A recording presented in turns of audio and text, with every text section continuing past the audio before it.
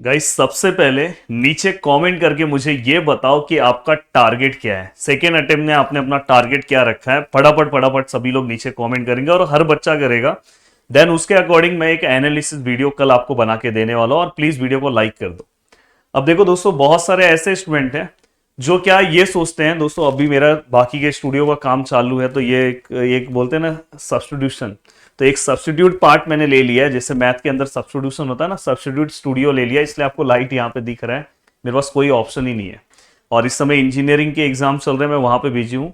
Around मतलब आप जब तक इंजीनियरिंग में जाओगे ना, तो मेरे पास एक बहुत अच्छा स्टूडियो मिल जाएगा मुझे बन के। तो वहां पे बहुत शानदार लेक्चर होगा। अब देखो दोस्तों, यहाँ पे आपको मैं बताने जा रहा हूँ कि सबसे पहले इंट्रोडक्शन वाला पार्ट, कि आपको ये जो ठुक्का जो स्ट्रेटेजी है दोस्तों, ये कोई ऐसे ही ठुक्का स्ट्रेटेजी नहीं है, एक साइंटिफिक मेथड है। अगर आप उस मेथड वाइज जाओगे तो आप अपने पेपर में बहुत अच्छे मार्क्स स्कोर कर सकते हो। कि देखो, किसी को रैंडम बिना देखे टिक करने से अच्छा है थोड़ा देख के सोच के अगर आप टिक कर रहे हो तो उस पर आपको अच्छे मार्क्स मिल सकते हैं। जैसे अभी देखो यहाँ पे अगर आपको दिया गया है, मैं एक स्पेशली अगर मैथ की बात करूं, जैसे पीसीएम में मैं यहाँ पे सभी ट्रिक बताऊंगा, पर अगर मैथ की बात करूं तो अगर समझो आप स्टार्टिंग के 60 मिनट्स क्या करोगे दोस्तों, स्टार्टिंग के आपको 90 मिनट्स मिल रहा है, तो उसमें से आप 60 मिनट्स क्या कर सकते हो। 60 मिनट्स आपने जितना पढ़ा है, जैसे हमने सीपीएल में पढ़ाया है, चाहे कोई भी टीचर्स हो, चाहे अभिषेक सर हो, चाहे अज्जू सर हो, हमने सभी लोगों ने सीपीएल में पढ़ाया। बाद में हमारा जीडीए महाराष्ट्र एप्लीकेशन पे हमने पढ़ाया है। हाँ, हमने पूरा का पूरा बोर्ड पढ़ा है, कुछ तो आपको पता होगा। तो 60 मिनट्स आपको अच्छे से पूरा का पूरा सोच के पढ़ के जो आपको आता है उसके अकॉर्डिंग जाना है।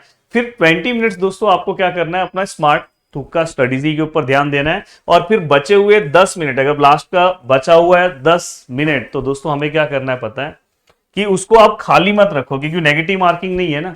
तो उसको कुछ ना कुछ आप वहां पे ऑप्शन में कुछ ना कुछ टिक करके रखो। ऐसा नहीं कि उसको अगर ब्लैंक रखोगे नहीं चलेगा, इसलिए लास्ट का 10 मिनट फिर अक्कड़ बक्कड़ कर दो।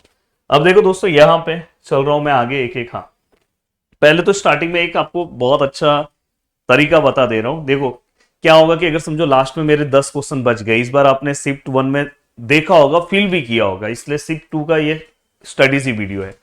उसमें अभी बहुत सारे बच्चे क्या करेंगे पता है, पहले वाले को ए लेंगे, दूसरे वाले को बी लेंगे, फिर सी लेंगे, फिर बी लेंगे, फिर सी लेंगे, फिर ए लेंगे, फिर डी लेंगे। मतलब ये उसमें आपको चांसेस है दोस्तों कि आंसर आने के मतलब सक्सेस मिलने के चांसेस बहुत कम रहते हैं। हो सकता है कि पहला ऑप्शन जो आपने ए लिया उसका डी हो, आपने जब बी लिया तो उसका आंसर सी हो।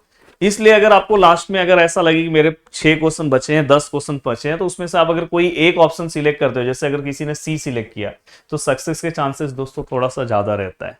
अगर उसने रैंडमली अगर बी सिलेक्ट किया, जैसे बिना देखे अगर आप जब सिलेक्ट कर रहे हो, तो ये आप लास्ट में यूज कर सकते हो। जब आपके 10-15 क्वेश्चन बचे तो आप एक ही ऑप्शन सिलेक्ट करके जा सकते हो।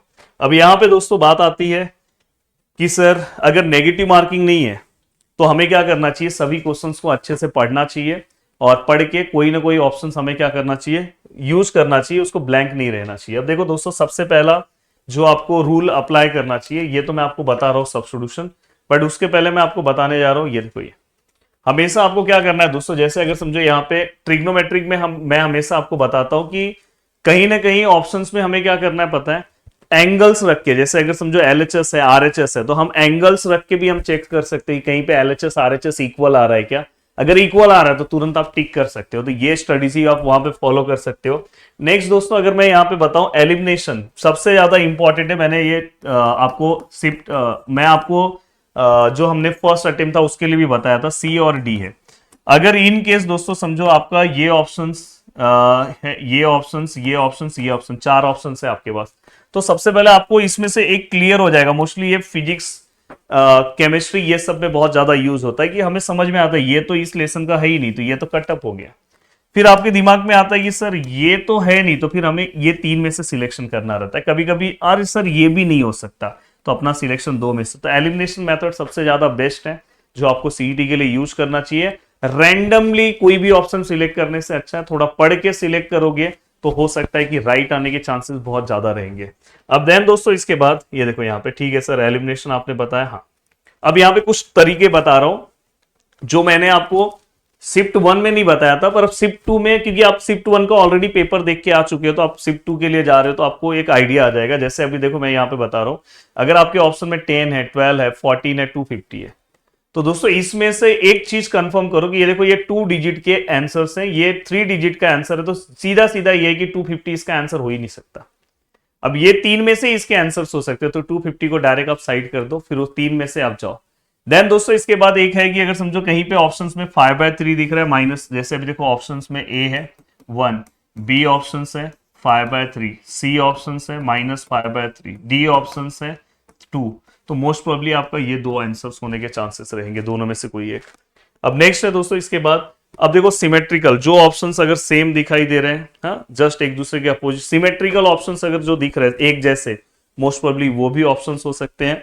तो इस तरह से आप क्या कर सकते हो दोस्तों, ग्राफ के अकॉर्डिंग भी आप चेक कर सकते हो। देखो रिवर्स सॉल्विंग मैं आपको बोलूंगा कि बहुत सारे लोग को नहीं आएगा, जैसे कभी कभी कैसा कि इंटीग्रेशन अपने को नहीं आता है, तो हम क्या करते हैं पता, ऑप्शंस का जो हमें आंसर्स दिया है उस पर हम डायरेक्ट डेरिवेटिव से हम क्या कर सकते हैं, आंसर्स को मैच कर सकते हैं। पर मुझे बहुत कम चांसेस है कि आप में से बहुत लोग को नहीं आएगा, पर आप सब्स्टिट्यूशन कर सकते हो।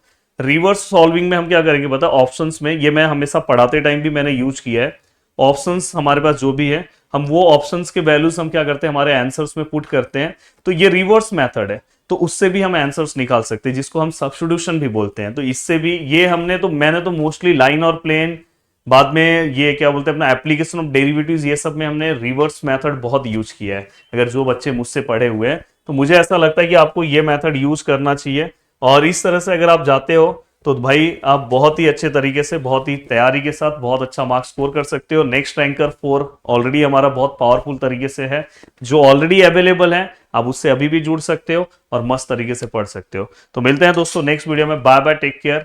और सभी लोग बहुत ही अच्छे से ये रूल फॉलो करो और अपने पेपर में जाओ, देखो आपको कुछ ना कुछ, हाँ स्किप करने से अच्छा है पूरा क्वेश्चन अटेम्प्ट करो, पूरा क्वेश्चन अक्कड़ बक्कड़ करने से अच्छा है थोड़ा सा स्टडीजी वाइज अटेम्प्ट करो, देखो आपको मार्क्स मिलेगा। मिलते हैं दोस्तों नेक्स्ट वीडियो में, बाय बाय, टेक केयर, जय हिंद दोस्तों, जय महाराष्ट्र।